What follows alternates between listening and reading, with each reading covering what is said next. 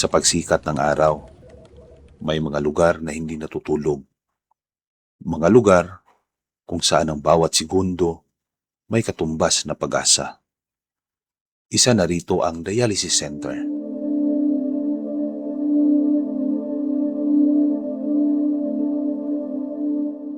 Para sa iba, ito ay simpleng pasilidad. Pero para sa mga narito, ito ang lugar kung saan sila patuloy na lumalaban.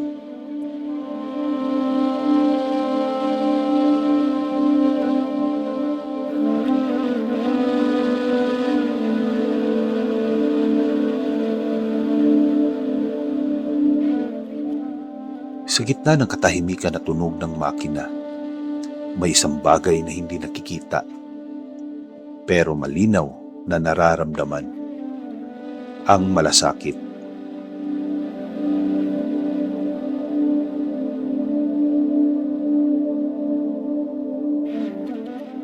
Sa kwentong ito, makikilala natin ang malasakit sa tatlong anyo: pag-aaruga, pagmamahal, at empatiya.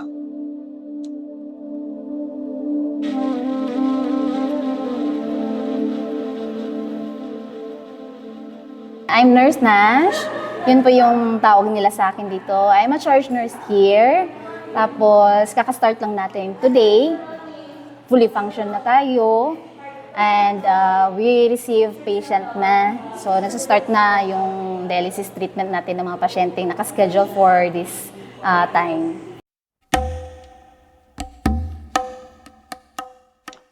Para sa isang nurse attendant, ang araw ay nagsisimula sa responsibilidad pero nagpapatuloy sa malasakit. Sa bawat pagpasok ng karayom, may kaakibat na kaba. Pero sa bawat maghawak ng kamay, may kapanatagan. Meron kaming kanya-kanyang assignment. Tapos, pag dumating yung patient, ang unang ginagawa sa flow is kukuha muna ng timbang nila. May assigned staff na magsusulat dito ng timbang. Kung pang ilan siya, priority number. After nyan, tatawagan ng technician. So before kami mag-check kung sino yung mga pasyente dito sa labas, syempre maghihintay sila dito sa waiting area, yung technician namin is-set up yung machine. So meron tayong staff nurse, hemodialysis nurse, mayroong technician, may nursing aide, tapos mayroong yung sa floor, utility na maglilinis after ng every treatment at saka before sa treatment.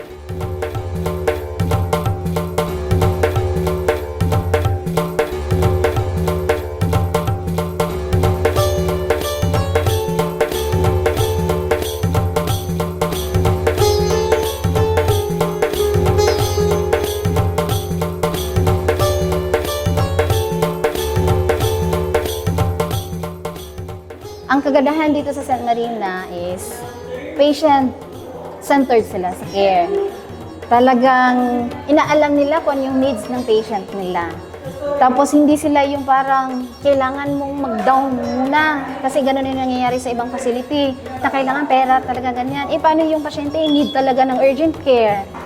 So yung dito, yung admit natin, mababait, with accommodating personality, facing personality, with respect. Pag merong mga pasyente na may mga problema, tapos kailangan talaga ng urgent na attention, ini-entertain nila.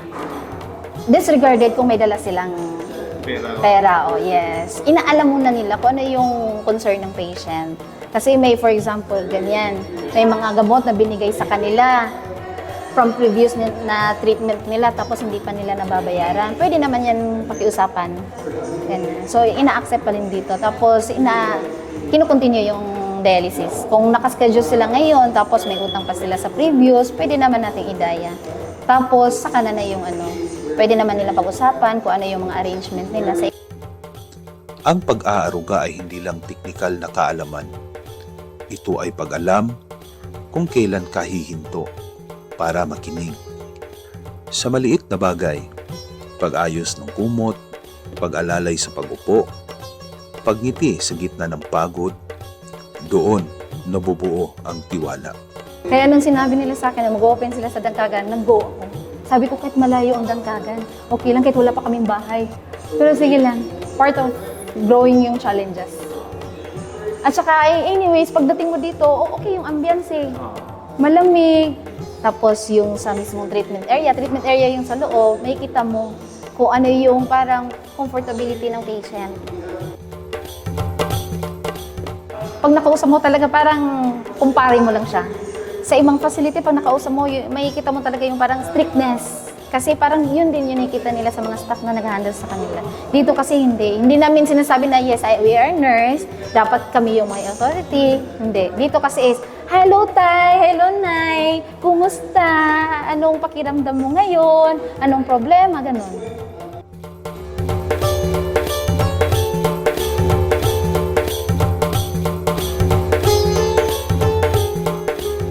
Dahil sa mundong puno ng sakit, ang pag-aaruga ang unang lunas. Sa labas ng treatment area, may isa pang laban na tahimik na nangyayari. Para sa isang anak, ang dialysis ay hindi lang proseso. Ito ay paulit-ulit na pagsubok.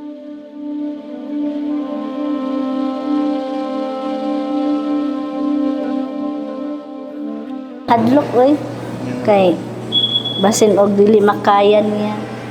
Nya kaupat man na sa gignan nga ay kaupat na sa nakadesisyon nga makadayan na kay upat pa to yang kriya gignan na sa iyang doktor nga magdaya niya. Madlok pa man mi kay basin lagi dili lagi makaagwanta. Nya nantod ato sige sa balik sa ospital kay ang iyang hemoglobin sige pagka mubo. Tungod lagi daw sa kriya nga taas-taas na. Naaalala niya kung kailan siya ang inaalagaan at ngayon, siya naman ang nagbabantay. Ang pagmamahal ay hindi laging maingay. Minsan, ito ay paghihintay. Paghihintay na matapos ang sesyon. Paghihintay na bumuti ang pakiramdam. Paghihintay na sana bukas ay mas magaan.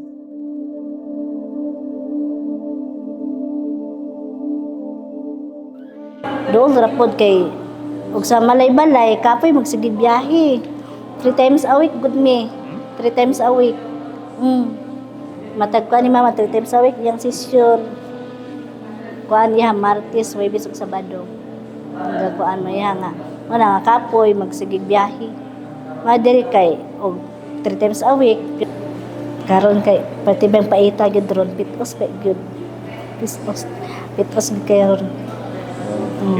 Buhatan ginatusanan makagtipid. Oh. Asa una, ikuha na akong 100. Magwala ra sa akong 100 sa una, po karon grabe nagtipid-tipid oy. Kay makapliti lang. Ako may kuan siya kay ako mga igsoon lagyo man. Naman sa Cebu, napod sa Manila. Pero ano yung katabang mo pinapadala? Gatunol-tunol man sila. Gatunol-tunol. Importante, no? Basta gatunol lang. Okay. Ang sa problema ba sa sulukon, bugat. Ay, bugat oy. Bugat gyud. Pero tabangan na mo so. Ug tabangan, magaan-gaan na lang. Gaan-gaan na. Nagyapon. Labi nag-usahay kay mga anta nga kuan, ngunani. Ngunana, matimingan pag nga wala sila. Mabugatan gyapon. Dito, tinanong ko si ate kung gaano kahirap ang magkaroon ng isang pamilya na may ganitong sakit at kung ano ang kanyang natutunan para maiwasan na magkaroon ng ganitong karamdaman. Lisod yun. Labi na sa pagkaon bitaw sir. Nakaingan ganiyod ko nga mag-amping ita sa pagkaon. Ako di gyud ko hiningon og tubig yun.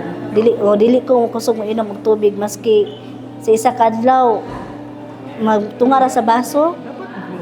Dapat gid mo inom sir, pero nagi nga dili. Nang pay panahon pod sir nga dili pod daghanan mo inom og tubig sir. Pero karon bitaw sa ako nakita sa akong mama nga ana nga daya siya. Kusog na ko minom tubig. Sa pagkaon gid na. Sa pagkaon gid na nga nguna na nga madaya kay ako pong mama sa una sa wala pandaya kaon man gyapon. Coke, ice cream. Kusa po na nasa nga taas yung kriya, yung kidney. Tungod niya po na sa diabetic. Mo gid po na nga usa nga sa pagkaon gyud. Dili na to makuha sa kanang liwat-liwat ay di kumukuha na sa pagkaon gyud. Disiplina. Disiplina ra gyud. Disiplina ra gyud na sa pagkaon nga ug mahimo nga aron di maabot ngayon ani amping nang gyud kanunay sa pagkaon. Sa bawat kaya pa ba? At sa bawat andito lang ako, nabubuhay ang lakas ng loob. Dahil ang pagmamahal, kahit pagod na, hindi sumusuko. Lisod na gyud bitaw karon nga badaya bitaw. Lisod kayo sir oy. Lisod kayo. Kapoy baya ano na. Po, nag-interview niya. Hindi lang ikadulan. Wala gilay kaduulan ang Ginoo ra man gyud.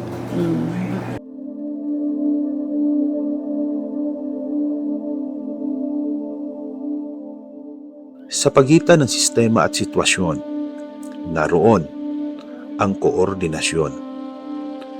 Hindi lahat ng problema na susukat sa papel. May mga kwento sa likod ng bawat pasyente.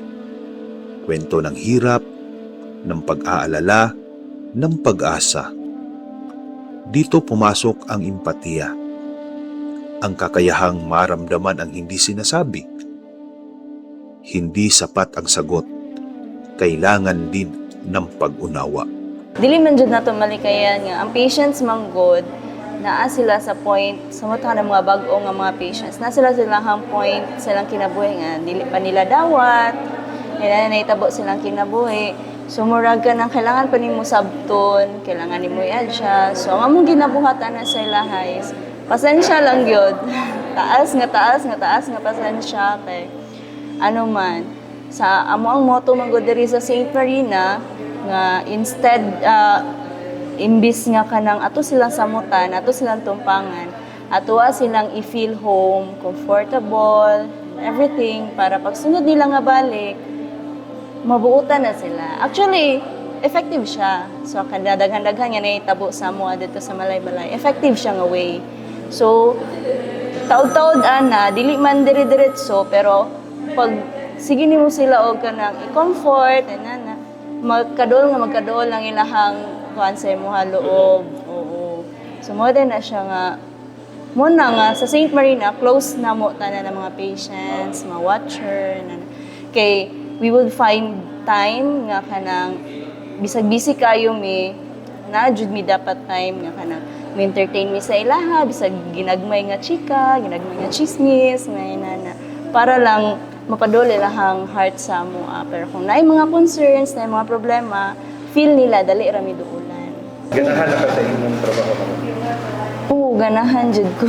Ganahan kayo ko kay kuan man good, makita man good nako ang mga kanang progress sa kada pasyente. So pag malipay na pud ko nga pag bago silang abot dire, kanang luya pa kay sila. Na siya. And then by time pass, best kog na kay sila, makikchika na sila na mismo ang modul sa kuha, makikchika. May na siya nga mga progress. Gakalipay ko sa ilahang progress. Sa bawat tutulungan namin kayo, may kasamang pangakong hindi sila nag-iisa. Sa isang dialysis center, hindi lang dugo ang dumadaloy, kundi malasakit na nagbibigay lakas sa bawat isa. Pag-aaruga, pagmamahal, empatiya, tatlong salita, isang dahilan kung bakit patuloy ang laban. Dito, ang malasakit ay hindi lang nararamdaman, ito ay isinasabuhay araw-araw.